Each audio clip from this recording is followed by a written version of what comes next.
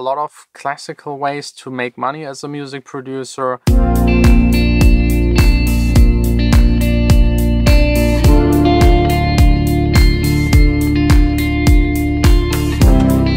Hey guys, I'm finally back in the studio. It feels like I haven't been here for ages, but it's just 2 days. Today is Monday.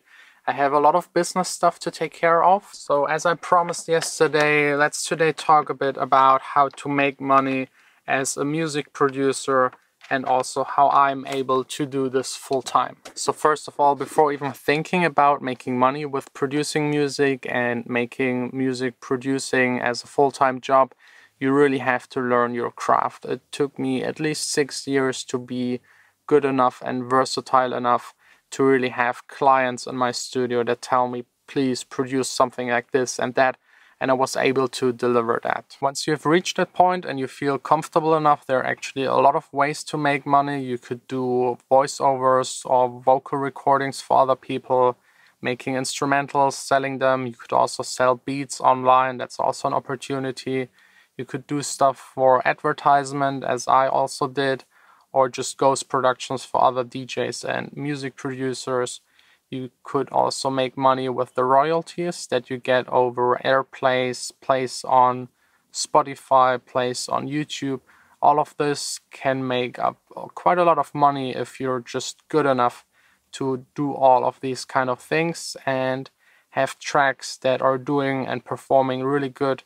The money you get from Spotify, YouTube, and the royalties can be quite a lot. Getting there is of course not easy. My way was actually that I produced only my own tracks for a long time, and then people heard this music, and I was living in Berlin during the time, so other DJs that couldn't produce approached me and asked me if I could produce for them, because they really love to get tracks out there, because that's right now the easiest way to get bookings. Then I kind of got stuck doing these ghost productions. It was just very comfortable, not that much work, a lot of money, and you didn't have the trouble to promote the tracks, you didn't have the trouble to find a label for them.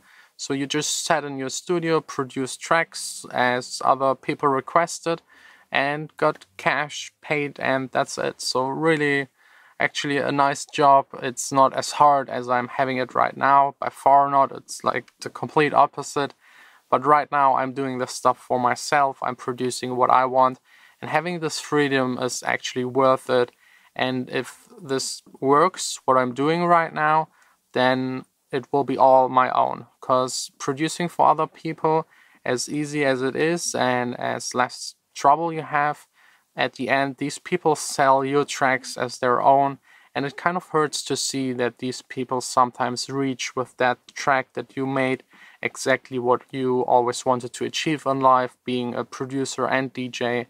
And that was kind of the point where this happened 2 or 3 times in a row, where I thought to myself, okay, now it's really the time, your productions are good enough, you should try again to do your own thing. And that's exactly what I did. I think 1.5 years ago, I just sat here, did my very first vlog announcing that I'm stopping doing ghost productions, that I fully concentrate onto my own project. And that's what I've been doing ever since. It works really great so far. I of course had a lot of money saved up from the ghost production phase, enough actually to sustain my living for at least a year if I'm very careful with my spendings. This big step was of course super risky. I put everything onto one card. I knew exactly what I was getting myself into. I was expecting to not make any money for a year at least, and to have a really tough time and work a lot.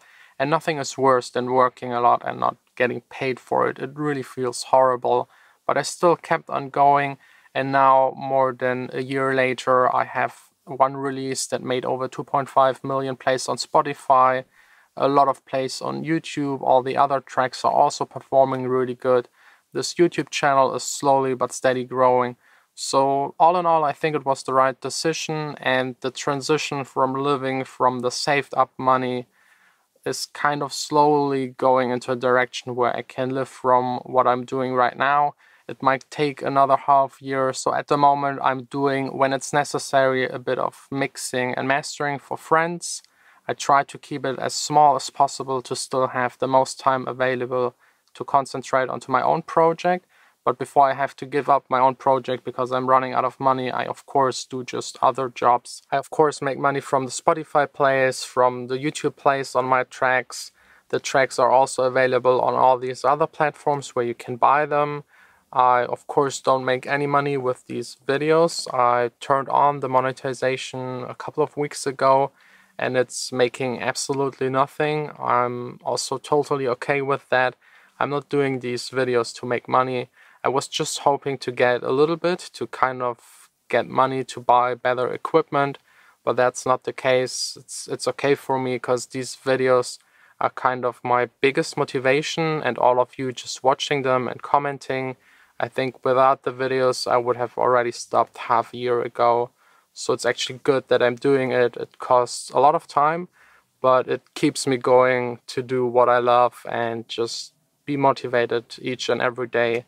So a big thanks to all of you for your comments and for subscribing. It is really a pleasure. A lot of you have been asking me how I'm doing this. I hope this clarifies the situation a little bit at least. If you still have any questions, just let me know down below in the comments. For me, it's now time to start working on emails, phone calls, and all this boring kind of stuff. I'm also trying to do some special things for the remix contest, but more on that in another video.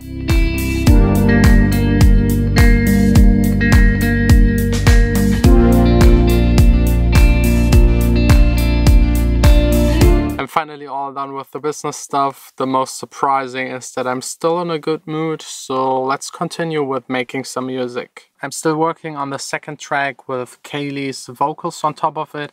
It's called Beginning of the End. The other one that is called Rising will be actually released this Friday. Here in this track there's not really much to do anymore, but I'm still fine adjusting just because I have the time. This one will be released probably February, March of next year, and I want to get it perfect because the vocals are perfect and I want it to have absolutely no mistakes in it and get the most out of it. And I think with a little bit of EQing and compression I might still be able to get 5% more out of it.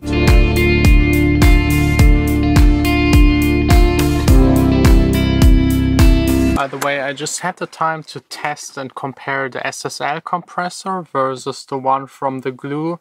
They're both trying to simulate the SSL compressor from the classic desk. And I have to say the Glue sounds a little bit better. I don't know why, but it just sounds more solid, especially if you put it at the end of your mastering chain. So if you have both of them or you're thinking about getting one of them, get the Glue from Cytomic, I don't know how it's pronounced, but you will find it. As you might remember, I bought the Serum Synth over Splice, and every time this just pops up and wants me to upload my projects to their website, I always turn it off, but it keeps on opening. I don't know why. If you have an idea how to get rid of it, let me know. I've also completely forgot to mention that I made already on Friday a special playlist for Spotify that I compiled. It's called Sound of Berlin. There are 10 tracks in there that really remind me of my time where I was living in Berlin and are typical for the city. So if you want to check that out, I will put the link down below and also at the end of this video. Studio noch. Ich fahr jetzt noch. Ich beeil mich. Bis gleich. Ciao. Of course, again late. I actually completely forgot to mention the main income source of somebody like me. And that's simply playing DJ gigs. I'd say from all of my friends that are producers and DJs, around about 95% of their income is playing gigs. So at the moment I'm just living from the 5%, and it's time to figure out next year how to get the rest of it.